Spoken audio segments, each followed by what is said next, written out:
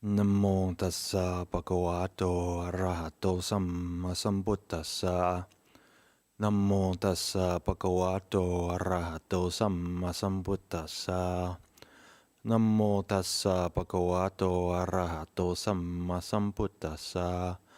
Buddhang dhammang sanghang namasami ito parang sakajang dhammo sotapoti.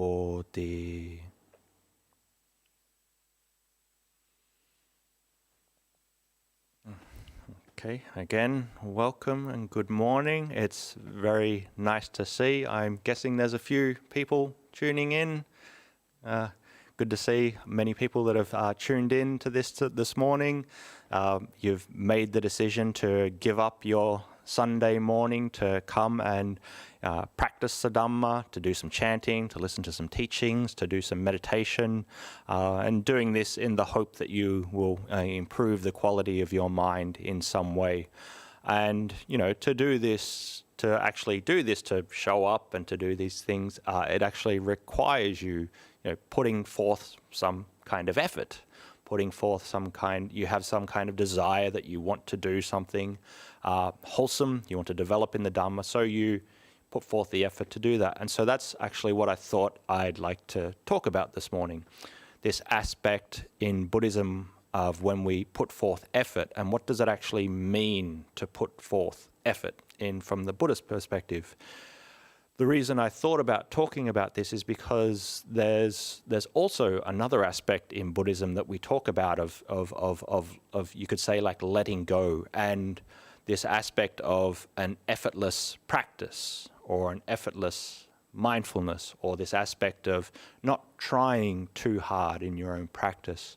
And so both of these factors, they have their place, but can be a bit of confusion between the two sometimes in that, if I'm meant to have an effortless practice and I'm not meant to try, how does that actually even mean that I show up and try and do any kind of meditation? What does an effortless practice actually even mean? And if I'm meant to have an effortless practice, does that mean effort is a bad thing? So I thought I'd talk a little bit about this morning because, the Buddha actually, when you look at the Buddhist scriptures, a lot of what the Buddha talked about, he talked about putting forth a lot of effort. So how do you square what the Buddha's actually said about putting forth effort with this, you could say a very modern interpretation of having an effortless practice? So that's what I thought I'd go through this morning, the difference between those two dichotomies. So what I'll talk about is I'll go over this, like the classic interpretation of what the Buddha meant by when he talked about effort. And then I'll try to go over this aspect of the effortless practice or this effortless mindfulness. And then I'll go over like the pros and the cons of both, and then we'll sort of see, well, which one should you actually practice? How should you understand this? And not surprisingly, I'll probably get to the conclusion that you do need both. But to get to that point, I probably need to lay a few things down first. So we'll first start with what actually is effort. Now, if you think of effort just from a normal, common sense, a standard understanding of what effort is, we think of effort and we think, okay, I need to put forth some kind of vigorous exertion. I have some kind of goal, and I need to do some kind of action to get to that goal. So I need to be doing something to put forth effort. So that's our, your general kind of understanding of what effort is. But if you look at what the Buddha was talking about when he talked about effort, you looked into the Pali Suttas. When the Buddha mentioned effort, the way he described it is through this Pali term we called virya. Now, virya means effort, but it also means diligence and energy, and in a way like a kind of striving. So, with this factor of effort, it's so central in what the Buddha actually talked about. This facet of effort is that it's a part of the Eightfold Path. It's one of the factors of the Eightfold Path. We have what we call right effort, or samma vayamo. Now, this is so important. It's as I said, it's a part of the Eightfold Path. So, and what did the Buddha mean when he said right effort? So, what right effort entails, the Buddha said, is something called the four right exertions. Now, the four right exertions are: we put forth effort to abandon any unskillful or unwholesome states in the mind. We put forth effort to prevent any unwholesome or unskillful states in the mind. That's the second one. The third one is we put forth effort to develop wholesome and skillful states in the mind. And the fourth one is that we put forth effort to maintain the skillful and wholesome states of the mind that we already have there. So you can see when the Buddha talked about effort, he talked about it in this way of that we need to abandon things that are unwholesome and to develop things that are wholesome. Another aspect of this, the Buddha talked elsewhere in the suttas about effort. He talked about right effort being putting forth the effort to develop the other 7 factors of the Eightfold Path. So he stated that one puts forth, right effort is the abandoning of wrong view and the development of right view, the abandoning of wrong speech and the development of right speech, the abandoning of wrong mindfulness and the development of right mindfulness. So again, effort is something where we're abandoning something more unwholesome and developing something more wholesome. There's some other places in the suttas where the Buddha actually talked about effort, and when he talked about it more in terms of specifically developing one's meditation practice, he recommended in many places that we need to put forth effort and we need to practice meditation. But he also mentioned it in terms of something he called the 4 exertions, not the 4 right exertions of abandoning unwholesome and developing wholesomes, but the 4 right exertions in, say, for example, in a meditation practice. The 4 exertions are: one puts forth effort to restrain one's senses. And also one puts forth effort to abandon the defilements that are in the mind. The third one is one puts forth effort to cultivate the factors of the enlightenment factors. And one puts forth effort to sustain and develop one's meditation object. So say, for example, you're focusing on the breath or something, you put forth effort to continually keep doing that. So again, you can actually see that the Buddha was talking about, abandoning something unwholesome and developing something wholesome there.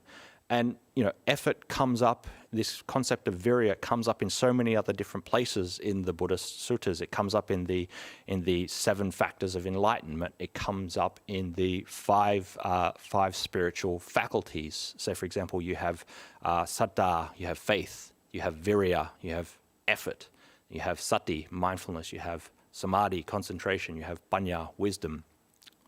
So it's one of the factors that you need to actually develop yourself spiritually. It also comes up in a place in somewhere else in the suttas where he talks about the 4 iddhipadas, or the 4 bases for spiritual power. And when he talked about these 4 bases of spiritual power, you started off with something called chanda. Now, chanda actually means like having like a will or having an intention and sort of like having a desire. So we need this kind of will and intention and desire to actually develop a basis for our practice.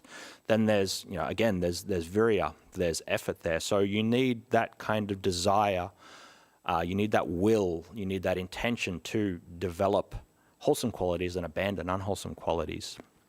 And I think the other 2 factors of the iddhipadas is, as we have something called citta, so we develop the capacity of understanding the mind, and vimamsa, which is analytic insight into the mind. So the last thing that I'll bring up about what the Buddha actually said about effort is it's something so important that it was the Buddha's very, very last words. The last words that came out of the Buddha's mouth were, "Strive forth with diligence to understand the Dhamma." so effort isn't just something that's sort of like tucked away somewhere in the Buddhist teachings. They're right there in the Eightfold Path, and they're like the very last words that the Buddha said was for us to strive, put forth effort, and to practice hard. So we can see that the Buddha talked about effort in terms of we actually do need to do practice. We need to practice hard. We need to strive. We need to abandon any unwholesome states that are in the mind and develop wholesome qualities. So if the Buddha recommended effort so much, where does this leave effortlessness? Where does this leave this aspect of, well, not sort of really trying hard? So now we'll move on to effortlessness. So what do you think about when you think of effortlessness? Well, for me, when I think of this concept, the first thing that comes to mind for me is this aspect of, say, for example, somebody who's like highly skilled and highly competent, or you could say like something, for an example, is like a brilliant concert pianist or something who's playing this very technical concerto, and they're just because they're so skilled at it, it just seems totally effortless for them. So that's one way we can understand effortlessness.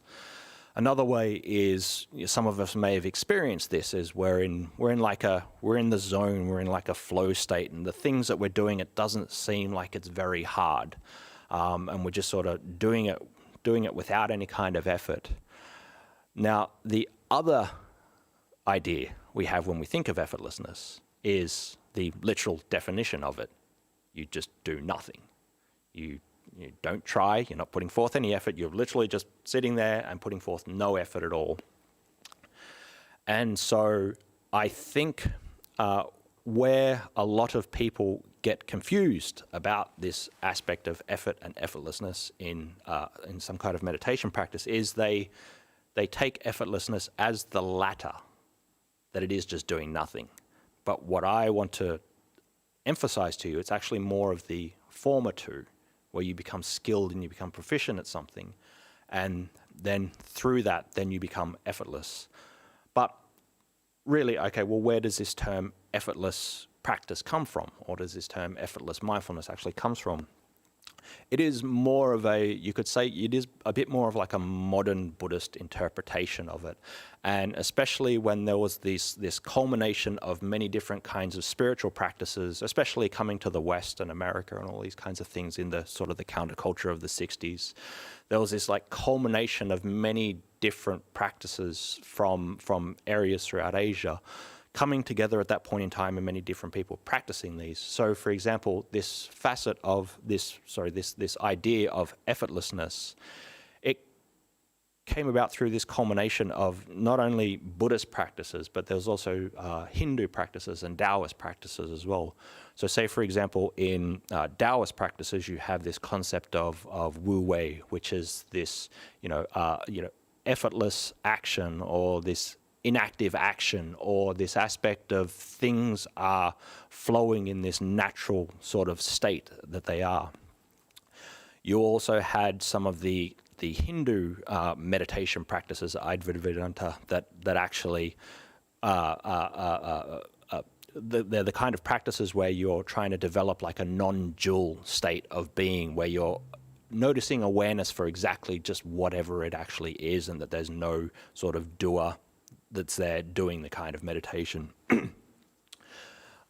And that was, these kinds of practices were sort of very popular in the culture. And then you had spiritual teachers, say for example someone like Krishnamurti who was very famous and very influential, and he taught this aspect of developing a spiritual practice through like choiceless awareness, where we're not really trying, we're just noticing everything that is as it is.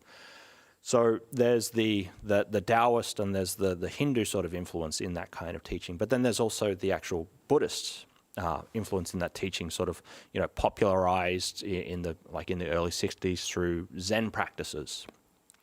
You can you look at some of these Zen practices, and there is this aspect of like the goalless goal and effortless effort kind of thing.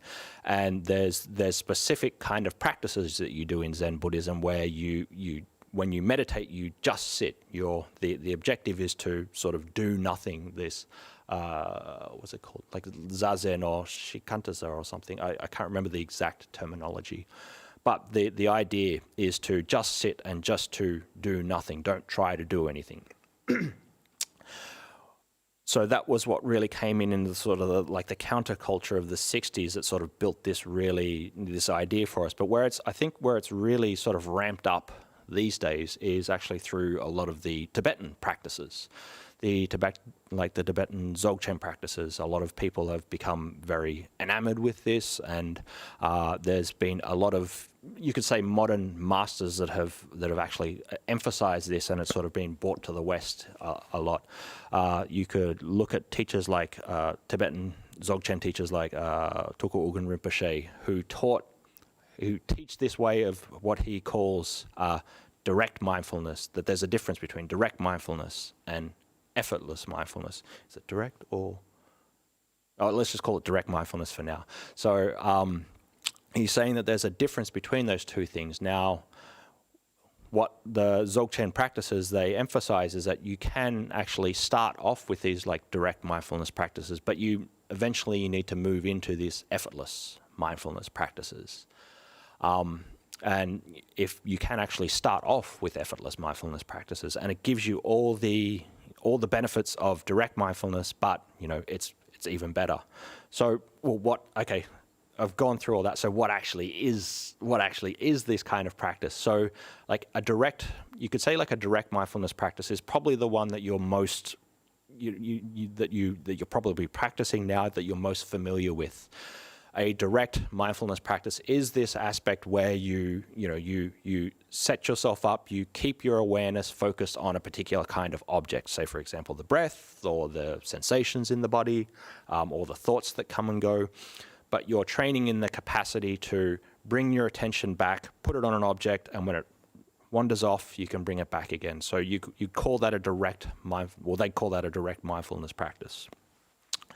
Whereas an effortless mindfulness practice, what that is more aiming at is that you become awake and aware to the reality that you're already aware, that awareness is already within your existence already.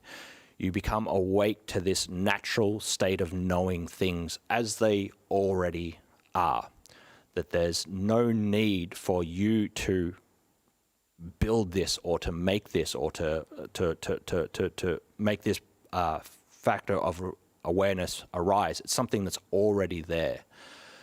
So, and the idea is to try to dwell in that state of natural open awareness. And so that's why I think there's sorry. So yeah, there's the idea that it is this natural and open state of awareness that is already there, and it's not really something you have to try to get. It's already there as it is. Now we have an idea of like the common understanding of effort, the Buddha, how the Buddha taught about effort, and we have an understanding of the common understanding of effortlessness and the more modern Buddhist understanding of effortlessness. So what are the pros and cons of each? Which one do we actually do? Which one's better than the other? Which one should I spend all my time doing? That's the perennial question you get with most of these things. But so if we look at some of the cons of something like traditional effort, you think putting forth effort in your meditation, what that actually can do, if you're really trying to strive and you're always thinking as like, I'm the meditator, I need to get this particular kind of goal, I need to do a lot of practice and I'll eventually get this state. This actually can bring up a lot of sort of stress and agitation, that you're really trying to control your, the state of your mind and your ability to actually become enlightened. So that can actually bring up a little bit of agitation if you're really stressing out and trying too hard in your meditation. So that aspect of normal effort can bring up, have a downside. Likewise, sometimes with the Buddhist conceptualization, the actual Buddhist conceptualization of abandoning unwholesome states and developing wholesome states, what that can bring up sometimes is this sort of feeling, this idea of like, okay, so I have to abandon unwholesome states and I have to develop wholesome states, but I just keep having all these unwholesome states of mind come up. They just keep coming over, and it's really, really hard to develop wholesome states of mind. So you can feel a little bit despondent or feel like you're a bad person kind of thing, and feel like, well, I'm not really a good person because I can't develop all these like wondrously beautiful states of mind. So it can bring up a bit of a sense of despondency about that if you sort of, grasp the snake by the tail in the wrong way. So you could say that's like the downsides of the traditional understanding of effort and putting forth a lot of effort. But likewise with the effortless practices as well, there's a downside to those as well. And I think one of the main downsides is because they are this kind of effortless mindfulness practice. It is very appealing because it's like, well, I don't have to really try. I can just, whatever I'm doing, I can just practice with that. And whatever I'm doing, I can, everything in my life is actually meditation. And having this idea that to move towards enlightenment or to develop my mind, this is just a form of grasping, this is a form of attachment, this is a form of clinging, and this is not what I want to do. And so I think that's where that is a bit of a problem for, say, for example, new meditators and even intermediate meditators, is that they really grasp that the wrong way, in that while that is right, that is kind of, you don't want to have this kind of meditator ego of like, I'm controlling my meditation and I'm being the meditator. You also don't want to be so ungraspy and so unclingy that you just don't actually do any practice, and that you think everything within your experience is, I don't have to do any kind of formal practice. I can just be mindful in every situation, and because the mindfulness is within me at every moment. I think that's a sort of a trap that you can fall into. If you think that you don't need to put forth any effort, then you don't actually develop to the level that you could. If you think, well, I don't need to try and I don't need to put forth any effort, you'll just sort of like coast along. Whereas if you have this idea that I need to put forth effort in my practice, there's always this constant thing in the back of your mind of like, okay, I'm not there yet. I can do this better. I can improve my mind a little bit more.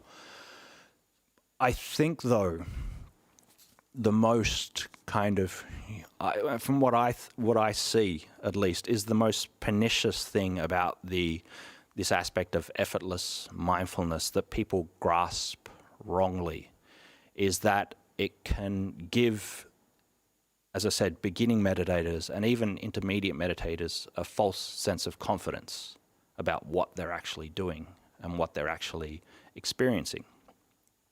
And what do I mean by that? Well, we hear about some of these teachings, and we hear about these kinds of states of mind, and we think, we get a decent understanding of it. And then we think, well, that's what I'm going to practice. And so what you end up doing is, instead of actually achieving those states first and realizing those states first, you get an idea about those states. And then all you end up doing is thinking yourself into that state. You think that you're being open and mindful and you're knowing things as they are, but really you're just labeling your experience. You're thinking yourself into a particular kind of label of how your experience actually is, instead of actually being that experience. The analogy that sort of comes to mind is somebody that's like totally broke. They've got no money at all, but they just say, "Oh, I'm a multi-millionaire. I'm totally rich. I've got so much money. This is fine." Somebody that's broke and that thinks that they're a multi-millionaire, it's one, they're delusional about the actual state of their existence, their reality as it is. But the problem as well is that this person will never try to get any more money. They think they're a millionaire already. You can believe that, it's fine. but it's not reality, and you won't actually get to the state where you actually want to. So it's a similar kind of thing with these kinds of effortless mindfulness practices. Not to say that there's anything wrong with them and the people that are teaching them are anything wrong. It's just more that we can grasp these things the wrong way. So which one should you practice then? Both of them, both effort and effortlessness, they have their pros and they both have their cons. So which one should you actually practice? What I would recommend, just straight out of the gate, is that one, you need a balance. You need a balance between these two practices. But if you're going to err on one side or the other, err on the side of actually putting forth more effort. You won't fall into as many pitfalls. But so why do I say err on the side of putting forth more effort? Well, I really do think that you can't get to an effortless state without putting forth effort. You can't really experience what this effortless mindfulness state is without actually putting forth some effort before. Like I said before about what do I think effortlessness is, I gave the analogy of like a concert pianist. This is somebody who's highly skilled at something and who's trained a lot, and they're making something so beautiful and so technical that it seems so effortless for them. This is what I think more we should be aiming towards, besides the kind of effortlessness, I just don't do anything. Now, and the way I think about this is that, and I'm sure I'm not the first person that's actually given this analogy, but this dichotomy between effort and effortlessness is effortlessness is like coasting on a push bike, and effort is like pedaling the push bike. Now, if we think about that in that way, then how do we actually get to the point where we can coast, where we can be effortless? You have to pedal. You have to pedal the bike. But before that, what do you have to do before you can pedal the bike? You have to get on the bike. You have to learn to sit on the bike. You have to learn to balance on the bike. You have to learn to put your hands on the handlebars this way, and you need to be able to direct it in the right way. You have to be able to learn to pedal. So then when you can do that, then you learn to pedal.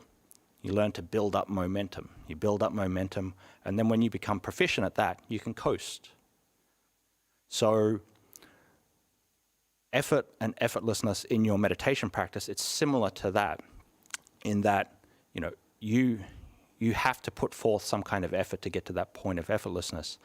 But it's not like you should just do one or the other. You can't, when you ride a bike, you can't just sit on the bike. That's not going to get you anywhere.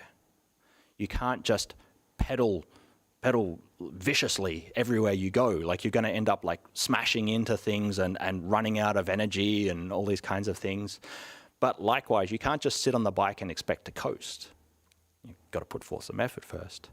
So the real trick is knowing when to do either one of these things. Knowing when to pedal, knowing when to coast. When you're riding a bike and you get to a hill, you can't just coast up the hill. You need to pedal up the hill. Likewise, when you get to the top, you can't just continue to pedal and catapult down the hill really, really fast by pedaling so much. You have to coast down there then. So likewise with your practice, you need to know when to put forth more effort, when to develop these, do this aspect of where you're putting forth and you're trying a little bit more hard. You're trying to actually show up and sit and do formal practice and meditate. You're knowing when you need to put forth effort to try to develop more wholesome states in the mind and abandon unwholesome states in the mind.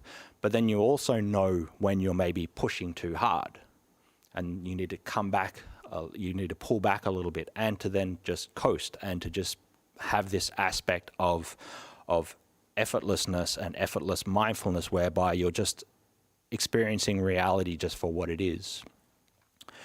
And so how do you do that? Well, as I said, like riding the bike, you've got to get on the thing.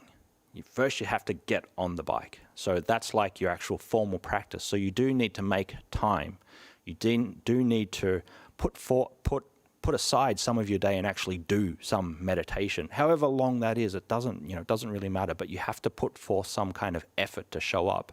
And obviously, if you've listened to me for this long, however long I've been talking for now, you are putting forth effort in to develop your Dhamma practice. So that's a good sign already. So, but yeah, we need to put forth this kind of effort to show up, do practice every day, try to develop a practice. We also need to put forth this effort, again, like pedaling, these kinds of more direct kind of mindfulness practices. We need to learn to try to train our mind. When the mind wanders off, we need to learn to come back to the present moment. When the mind is, overrun by unwholesome qualities, we need to learn to abandon those and to develop better qualities. You need to put forth that kind of effort when you're actually practicing meditation and throughout your day as well. But then the other side of that as well, you need to know while you're actually practicing, you can actually try some of these more directed, effortless practices, these kinds of Zen practices of just sitting, or these like the Dzogchen practices and these kinds of things. You can actually try to do those. But one has to be very, very honest with yourself and know when you're, one, pushing way too hard, putting forth too much effort, putting too much physical exertion in, and having this sense of I'm gaining this meditation ego. But then you also need to know when you're just deludedly convincing yourself that you're being mindful, or deludedly convincing yourself that you're experiencing a particular state that you're not, and all you're doing is just thinking yourself into a spiral. We need to know that balance. We need to have that balance there. Need to know when to pull back from one and to develop the other more. So, unsurprisingly, you need both. You can't just have one without the other. So maybe, hopefully that's made some sense for you today. Hopefully that's made it a little bit clearer, in that the Buddha really did recommend for us to put forth effort. And what did the Buddha say effort was? The Buddha said effort is developing wholesome states in the mind and abandoning unwholesome states in the mind, and that we do really need to do our practice. But this effortless mindfulness and these effortless practices are this state of knowing things for just as they are, and being awake and aware, and getting out of the way of our own practice. But to get to that point, we really do need to get to that point of effortlessness. We need to put forth an effort to get there. And to do this, this whole process is a balancing act in itself. It's something that takes a long time. It's something we have to continually keep doing. This practice of finding a balance between effort and effortlessness, this is a long-term practice. So continue to do it. Continue to put forth effort into finding effortlessness. And that may do for now. Thank you very much, Ajahn. I'm sure we'll get some questions about effort coming up as a response. In the meantime, I'll go through the questions that have appeared at various times this morning already. The first question, I'm just going to paraphrase a little bit here. Someone says they're doing walking meditation and using Buddha, I think Buddha while they're sitting and meditating, but they say, my mind is still wandering. Is it okay at such times just to chant Itipiso instead? Yeah, for sure. When you're walking meditation, it is, because it is more of a course activity, and course in the way of that you've got your eyes open, there's things coming at you from different places in the world. So it is maybe a little bit harder to actually keep your mind on just maybe one thing like Buddha. So yeah, you can do Itipiso, you can do longer chants, Itipiso, Bhagawa, as you're just walking up and down and repeating that over and over. Whatever you find is helpful for you to keep your mind, again, on those wholesome qualities and abandon unwholesome qualities, whatever is helping you to do that, then it's totally fine to do that. You'll get, say, for example, a lot of monks. This is actually what we do a lot, especially in our, in the first many years of our practice. We might use walking meditation, where we will try to memorize these longer chants and go through these chants while we're doing walking meditation as a way to really rein our mind in, and using something that is, because we're walking and because we're exposed to more things in the world, we're using something that's a bit more, you could say, like labor intensive to keep our mind on our object. So it's totally fine to do that. It's when you're walking, it's totally fine to do Buddha. It's totally fine to do Itipiso. You can even do longer. You can do the recollection of the Buddha, recollection of the Dhamma, recollection of the Sangha. You can chant, the Metta Sutta or anything like that. Anything like that is fine, as long as you're trying to restrain the mind and bring it back in. Okay, thank you, Ajahn. The same person has just put in a second question here. There was a term in here I'm not quite sure about. The question is essentially, I tend to listen to Dhamma talks from 2 to 3 a.m. Yep. Do I break my nesachik? Nesachik. So I find that is helpful to look through my daily life and try to improve myself. Yeah. So just for terminology's sake, nesachik, likely a Thai person, maybe. Don't know. Hard to say. Nesachik. It's a Thai term that means staying awake all night, practicing meditation. It's one thing. Say, for example, in the Ajahn Chah tradition, we had we try to develop that aspect of maybe one night out of the week, stay awake all night practicing Dhamma, and so. Yeah, there's no problem with actually using something like listening to a Dhamma talk between 2 and 3 or whenever it actually is, to to keep ourselves a little bit more awake and alert, and to give us something to, in a way, like hold on to and keep us awake in sometimes, because the period between 1 to 3 in the morning, it's brutal. That's the worst time, because your body's just meant to be asleep. So you can find different ways to actually keep yourself awake, keep yourself alert, and this is actually it's something that you can do, and if you use it and you find it useful, then it's totally fine to do. You can listen to talks, you can chant, you can do all these kinds of things, and you don't break the nesachik. So whatever works. Thank you, Ajahn. The next question is, I'm retired with no dependents. I'm poor, but shouldn't need to work anymore. Don't need to work anymore. Is it acceptable to just focus on my practice now without feeling the need to advocate for others or to try to help solve world problems? Again, you need both. You can't just throw everything away and just practice. You may have family, you may have friends around you. Maybe you don't need to fix the world's problems. That's a big job in itself, just for any one individual. But there's still, I'm assuming there's still people around you that might be dependent on you in some way, or that you're involved in some way. So you still have to have that in your mind, that your presence in the world can be a force of good, and it can be a way for you to make the world just a little bit better place, however big your sphere of influence is. If it's not so big, if it's just your family and your friends, you try to make that world a better place.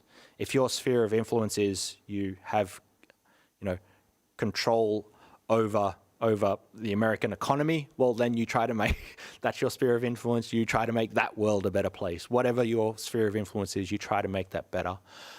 In saying that, though, if you're retired now, if you don't have any dependents, you don't have any, you don't have any sort of real need to go out and build anything for anybody anymore, you can spend more time actually practicing meditation and practicing Dhamma and practicing and moving your life more in that way of, developing the spiritual qualities of the mind. Maybe you've spent time in your life developing those more material things. It can be a good time to actually focus more on your practice. So yeah, it's definitely it's a good way to spend your retirement, is understanding a little bit more about your life, because if you're retired now, that actually means you're in the later stage. You don't know how much longer you've got left in your life. So developing those important good qualities of the mind through meditation and through Dhamma practice. This is the time.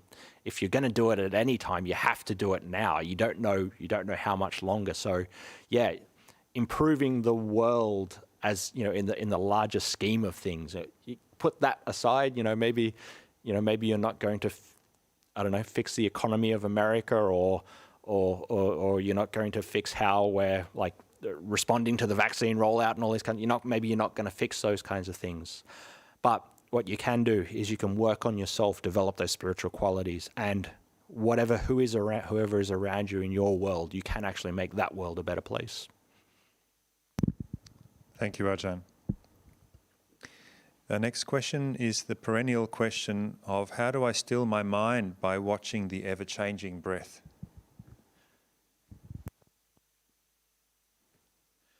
It's a process. It's a process. It's something that you have to put forth effort to do. You have to continually try to do it. It's like any skill that you develop. It's something you need to practice at. You need to keep trying. You need to keep putting forth effort in.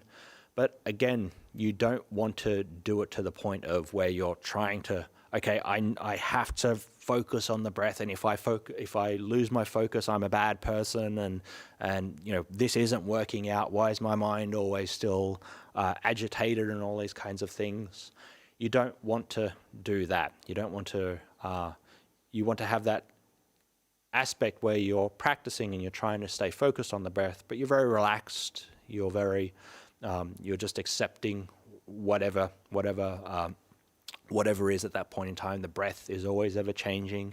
The mind is always ever changing. The moods and the emotions that you have is always ever changing. So we try to be relaxed and notice this process, but we don't try to control it so much. We don't try to force our way into thinking, okay, well, I have to stay focused on the breath so I can get samadhi, so I can become enlightened, so I can be free from all suffering. And if I don't do this thing, then I'm a bad person with a bad mind. It's not like that. Again, just have to be relaxed. You have to be just notice that this is a process that's already happening and try to keep your awareness on that. So again, put forth effort, but be relaxed when you do it. Thank you, Ajahn. Next question. How should one respond to an elderly parent in their 80s who is consumed by anger, regret and hatred, and sadly has been so for most of their life? Yeah. It's a difficult one. Like, when people are sort of ingrained in a particular kind of way, and have spent their life doing that, like it's, the longer one develops a particular kind of habit, the harder that habit is to break. The more one ingrains some sort of aspect of their personality, then it's harder for them to break. So can you change this person? It's really hard. It's really actually hard to actually change them and all of a sudden just say something magical and wondrous to them, where they're not angry, they don't have these kinds of regrets, they don't have these kinds of things, because it's such an ingrained process. But the thing that we can control and we have some autonomy over is our response to them, our response to their anger, our response to their regret. If we continue to try to be patient with them, we continue to try to forgive them, we continue to try to show kindness to them, even though they are in the midst of that anger and regret, then hopefully this will rub off on them in some way. It's so hard to actually do this because it sort of seems like they're maybe not receptive to it. But you have to remember they're potentially acting in this way is because they're having so much suffering. Something about their life has sort of like propelled them this way, and they're suffering a lot. And maybe they view the world as a harsh or unfair kind of place. And so that's how they've built their worldview. So if you can come into that with this aspect of showing them that like the world isn't always like that there is kindness in there, that there is a way for them to be happy, and you can do that through your own example, then that's really the only way that you can actually help them, and just be understanding of them when they are angry, when they are regretful. You be understanding of that situation because they're responding in this way because they have some kind of suffering. And if we can see that they're suffering, then we can respond to them better. If we just think, they're just like this and they'll never change, and I wish they didn't complain all the time. I wish they weren't so critical and cranky and grumpy, and they're such a bore to be around. Then they're going to get worse. But if we have that aspect of that we develop that faculty where we are being kind and considerate to them, then that will make their life a little bit better. Maybe they do have that view that everything in life is unfair and it's terrible and all these kinds of things. But the thing that you can do is show them that it's not always like that. If you can show them that it's not always like that through your own kindness, then you've done whatever you can do. Thank you, Ajahn. Next question. How can lay people who want to achieve liberation in this lifetime benefit from effortless practice despite the demands of everyday living? Is it even possible? Sorry, can you just repeat it? How can lay people who want to achieve liberation in this lifetime benefit from effortless practice despite the demands of everyday living? Is this even possible? Yeah, so it is possible. Again, as I said in the talk, you need to develop the balance between the two. If you're a layperson and you want like liberation in this life, this is a good goal to go towards. So again, but you need that kind of effort to want to move towards this thing. Now, but if you are a layperson, you have many responsibilities, you have many duties, you have a lot of things going on. This is where we can use this practice of effortless mindfulness and that effortless practice of trying to, at least like when we come back, when we're doing activities and doing all these things that we're involved in, we're trying to come back and realize that things just are as they are. And you're not trying to struggle of like, I don't want my life to be this way. I don't want things to be this way. I want them to be another way. I just want to sit here and do Butto or whatever it is. You can use that effortless practice of just noticing that you're already aware, you're already awake. This is something that's here available to you already, and that things are just as they are. They are not any other way. Us struggling and trying to change it and wanting it to be a different kind of way, that's not making it better. If you can use this effortless mindfulness practice to like get out of the way of that and just to realize things as they are, then this is a good practice. But to do this, you need to be developing these other factors of mindfulness as well. This other factor of learning to come back to the present, learning to train your mind of when it is getting overrun and it's being pulled away, to actually bring it back to the present. How do you develop that? Develop a regular meditation practice, develop these qualities. But yeah, you can use this effortless practice throughout your day just to remind yourself that this is the way experience is. This sense of that it's me here doing all these things, and I'm the one that's fixing all these problems, and I have all these duties and responsibilities, and there's only so much time in the day, and I'm the one that's doing it all. It's like that's an illusion. That there is this person here doing all these things. That there is this one that's here, that is like controlling existence and is controlling your experience. It's just experience. It's just awareness. Trying to come back to that and having small glimpses of that throughout the day can be very, very helpful. But again, balance the two. Do more of these kinds of effortful mindfulness practices. Put forth effort to do some meditation, and that will make the effortless side of it easier. It will make it more salient. You'll be able to dwell in that for longer. Hopefully that answers the question. Thank you, Ajahn. The next question is something I was curious about myself. Yeah. When you mentioned when you were talking about the Nesachik Yep. before, Yep. Someone has asked, what is the importance of staying up all night meditating? I guess the implied follow-on question is this something that lay people should be thinking, or could be thinking about? Would it be beneficial for lay people to do as well? Well, it actually gets exactly to the theme of the talk today of putting forth effort.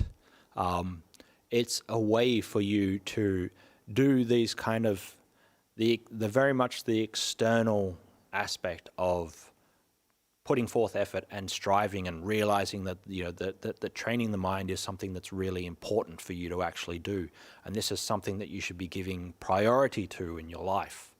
And this is something you should be trying to spend as much time on as you possibly can. So it's a way to inspire us to actually practice for longer and to spend a whole big chunk of time, from whenever it is, like evening to the very next morning, just putting everything else aside and just practicing. It also one of the big advantages of it is you start to meet. I've talked about this before. The complaining mind. It's like, it's like, this is ridiculous. I should be in bed. It's like, I'd much rather be like cozy and covered up in my doona and asleep and all these kinds of things. What's this actually doing for me? It's like, it's not doing anything. My mind isn't calm. This is a stupid practice. I'm just awake, but all I'm doing is just trying to stop from falling over, and I'm trying to stop from like falling out of my chair or whatever it is. So what you're actually developing, though, it's not necessarily that you're going to sit all night. You're going to sit for 6 hours and you're just going to be in the bliss of samadhi the whole time. It's not like that. It's a lot of the times it's very, very far from it. But what you're actually doing is you're developing other qualities that are very, very important. You're developing patience. You're developing endurance. You're developing effort. You're developing this quality of developing wisdom of that things just come and go, and it doesn't really matter how you feel. You just have to keep going through it. So it's not specifically just about this is something that will make your mind calm and peaceful. You develop all these other really, really good qualities as well. You develop diligence. You develop this aspect of, it's a common question we get all the time. John, what happens? I sit meditation and I fall asleep. This is the practice that you do. If it's like, okay, you really want to like go against that thing, do this. Try to stay awake all night. Just do it for one night and see what happens. See how you can push against that. See what kind of techniques that you can use yourself that helps you push against this practice of, constantly falling asleep. What works for you? What are these kinds of skills that you can use to stop yourself from lethargy and falling asleep? And also, it can really can give you a sense of confidence as well. Of like, wow, I've given up a whole night to actually practice. It can be very inspiring for you. It can be something that you look forward to and make it a part of your practice. So yeah, you as a layperson, you definitely can practice these things. Ajahn Chah would recommend that the lay people, they come and they practice meditation for the night. Obviously, make sure you don't have too much on the next day, or it's not like you have to finish your all-night meditation thing and you have to drive a train or something like that. Like don't do it then. Obviously, do it on a day where you sort of have the rest of the day off, and the big thing about it is like you see if it works for you.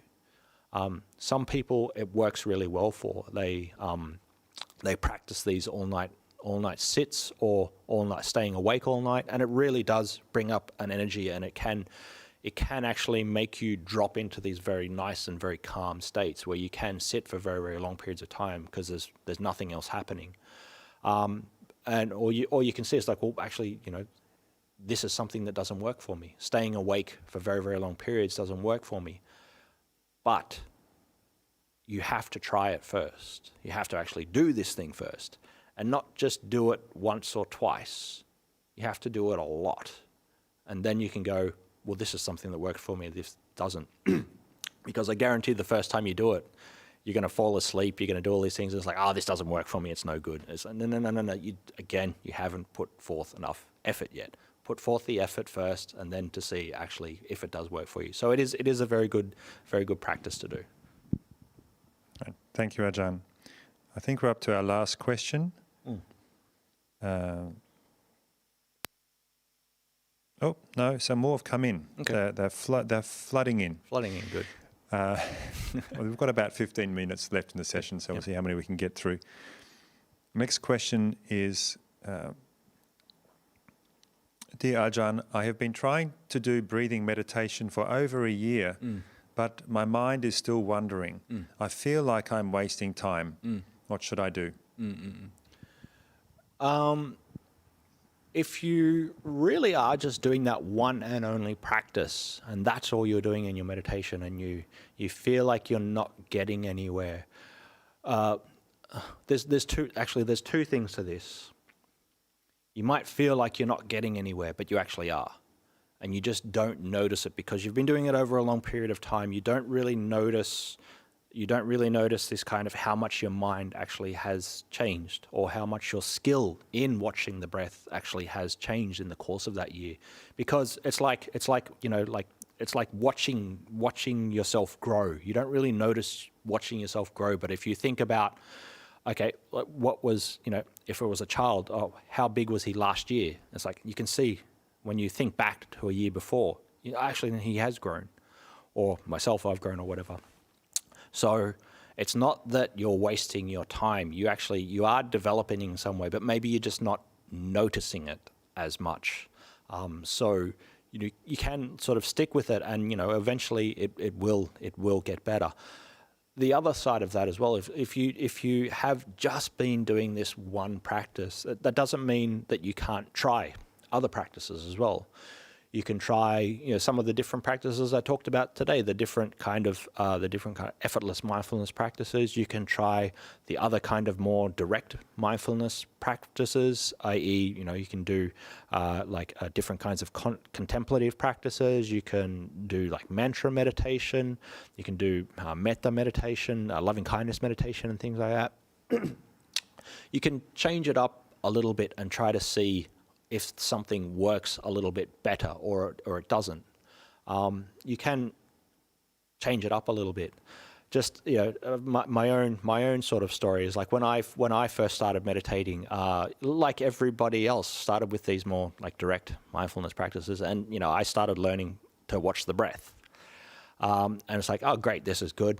Tried it a few times. After a little while, this isn't really working. This isn't, this is when I first started. This isn't really working. I'll try this other practice. I'll try this other practice. I'll try this other practice. I did that for maybe like the next 6 years, changing different practices. And then all of a sudden it's like, oh, okay, I'll go back to the breath a little bit more now. It's like, oh yeah, hang on, that works. So it's not like you can sort of like, you can wander around everywhere, but then you realize it's like that this actual practice, it is working. But what is determining how well it's working is your skill in keeping your awareness and your mindfulness on that thing.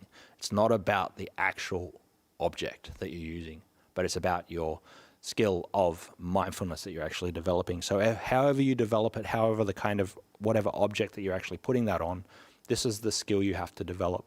And if you keep with the breath, you keep with the breath and use that as your foundation, then you can't really go wrong. It's always something that you can always come back to. So again, don't think that you're not progressing. If you really sort of are honest with yourself and look back over the course of time, you will see that you've developed in some way.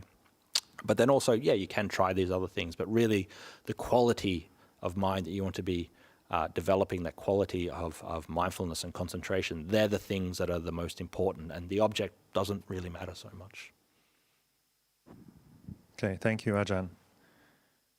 So I'll just find this next question. Yep.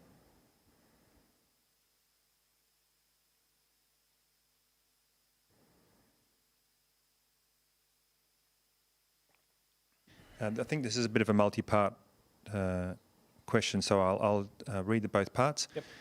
Thank you for a wonderful talk. I'm trying to piece together all the components of today's talk, but in my head I feel I may not be connecting all the pieces properly. I have listened intently and feel I'm missing something. It's like I have all the pieces of an IKEA piece of furniture, but not being able to see the cupboard fully. Yep. Well, welcome to my world. This is how I experience everything. There's multiple pieces of things, and I'm trying to pull it all together, and it's fine. It's totally fine. There are these aspects there, and that's sort of why I chose to talk about this difference between effort and effortlessness. In that there's confusion around it. It's not something that I can talk about this thing today, and I can sort of give you my ideas on it, but it doesn't mean that you'll actually get it totally. It's something you have to practice at a little bit. You have to try to go over these things. Okay, what does Ajahn Sādaro mean when he says put forth effort? Okay, the Buddha said to do it like this. Okay, so I developed that thing. Okay, but let's try this other effortless practice. What does that actually mean? So you try these different things. You go over them, and then you start to as I said, it's a gradual process. It's something you have to do over time. All I've sort of tried to do today is throw a lot of ideas at you and throw a lot of sort of definitions and things like that at you. The way that you understand it, everyone's going to understand it in a different way. Some things you'll get, some things you just won't get. It's sort of the same when you maybe talk about aspects, say for example, of not self. Some people just get it. Some people you can't wrap your head around. What I'd recommend is don't worry. Don't worry if you don't get it all yet. Don't worry if you can't wrap your head around this thing yet. It's fine. You just keep practicing and things become clearer. Again, all your pieces of the IKEA cupboard, they're all there. It's all there, but it's all in a mess kind of thing. It's all over the place. It's okay, how does this thing fit together? Okay, let's try to put this bit together. Okay, cool. Yep, that suit. Yep, that works. That bit fits together. Then you try to put this other piece in. It's no, that's not the right bit. Put that back aside for now. Grab some other bits, put it together. No, put it aside. Okay, this other thing. Okay, this fits now. And eventually you start to see how this thing does piece together through trial and error, putting the thing together. Realizing it's okay, I've put this thing together now, but the whole thing's upside down. And I've spent the last 40 minutes putting this thing, and now it's meant to be a bookshelf, and it looks like a chair or something now. That's just the way this process goes. You can look at the manual, but an IKEA manual, they're hard to understand in themselves. These strange little pictures kind of thing. So all I'm doing is offering the strange pictures and the various bits of furniture. It's all there. It can all fit together. It will all fit together if you sort of put it together in the right way and you have patience and you go through it and you make mistakes and you put the wrong thing in the wrong place. sometimes you put the right thing in the right place and it'll sort of fit together. And eventually it'll get to this point where it's like, oh, hang on, all this fits together. I can see it now. I get it. I've finally got the bookshelf that I wanted. But again, takes time, takes effort. Thank you, Ajahn. I guess if everything made sense to us as we're listening to every Dharma talk, we probably wouldn't even need to be listening to Dharma talks. Yeah. Exactly. We'd all be enlightened after listening to one or two talks. How lovely. The next question is, how can I use Buddhist meditation practice to deal with a job that I find very stressful and unpredictable? Thank you. Depends on the Buddhist meditation practice you're actually doing, but any kind of meditation practice is going to help you to sort of accept the reality of what is. Jobs can be terribly stressful. There's multiple components to it, interpersonal components, different kinds of complexities in a different project that can bring up a lot of agitation and stress. Developing this some kind of Buddhist meditation practice enables you to, doesn't fix the problems or the stressfulness there, but it's like, say for example, you're spending your day in this job that is very stressful and complex. So what's happening is your mind sort of it's tilting more towards this like negative thing where you are falling into like an aspect of stress. What a meditation practice will do is balance that out a little bit more. It's not going to fix all the problems. It's not that you're going to use meditation and this meditation that you use will fix this kind of problem. No. All it's going to do is like balance you out a little bit more. So if you have a very stressful job, that can be very like emotionally taxing. You get like lost in a lot of thoughts, and it wears you down. It can burn you out. What the meditation can do is help sort of pull you back into balance a little bit more. And hopefully if you practice it a lot, it'll allow you to start to realize that, okay, all these things that are just something that is coming and going. It's here, it's gone, it's here, it's gone. So anything that even seems like a big problem, it won't last forever.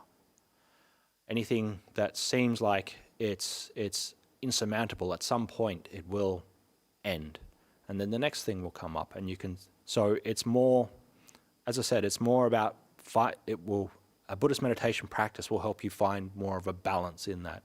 Again, it won't fix everything in your job, but it'll help you balance out your reactions to this a lot more.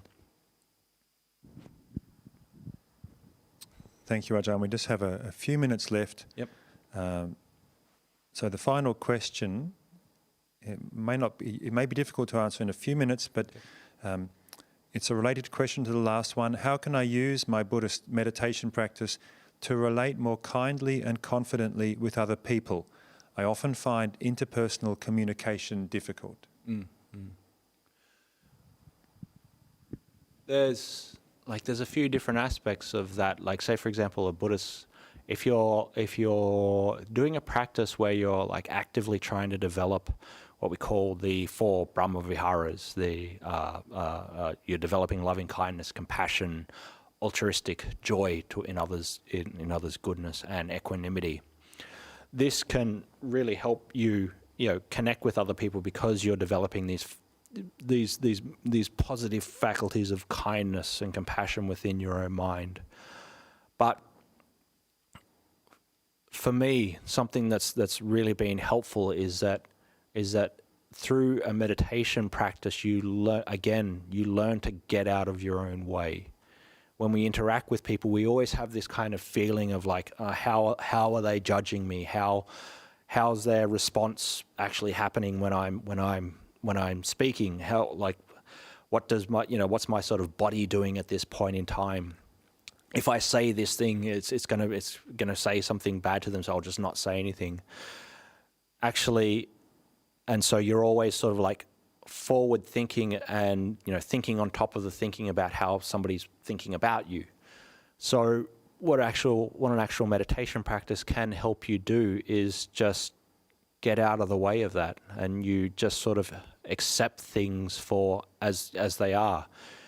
Instead of being off into the future of thinking about what they're thinking about, you can actually just be there with the person. You can be there, and whatever sort of arises at that point in time, you can fully pay attention to them, you can fully listen to them, and you can really actually connect with them in that way, because you've developed that faculty of being in the present moment and letting go of these aspects of the sort of responses that you're having. So you can connect with them a lot more because you're just there with them. You're not there thinking about, oh, what's this person thinking of me? What are they, do they think I'm smart? Do they think I'm stupid? Do they like me? Do they not like me? You can just naturally be in this state with this person. And this is for me, this was like the most important thing. It's like, it's not about me being, me having more metta for them, and me being kinder to them, and me being a more, lovely person. I can generally, I'm not a great person, but actually just being the person that I am with them, and being there in that moment with them, and getting out of the way of that, and actually listening to them, and really actually connecting with them at that point, whatever way that is something that's very, very freeing within itself. So this is how and there's many different other ways that we probably don't really have time for at the moment, but I'd say, as I said, the big thing for me is just that, you really are there with the person when you're dealing with them, and you're not somewhere else. Thank you so much, Ajahn. That was the final question. So, yeah, good. And we finished right on time, so that was well timed, everyone. So thank you again. Sadhu, sadhu, sadhu. Very good. Okay, so all the best with everyone. All the best. I encourage you to continue to put forth effort, and hopefully the more effort you put forth, the more you'll move towards this state of effortlessness and understanding the Dhamma. So I wish you all well, and tomorrow night we have the Monday night meditation session, which I will be leading, which starts at 7:30. So anybody that'd like to tune in can do that, and maybe we even might try to do some of these do nothing kind of meditation. Let's see. I sort of roll on with these things, so I might forget by tomorrow. But anyway, we'll hopefully we'll see you then.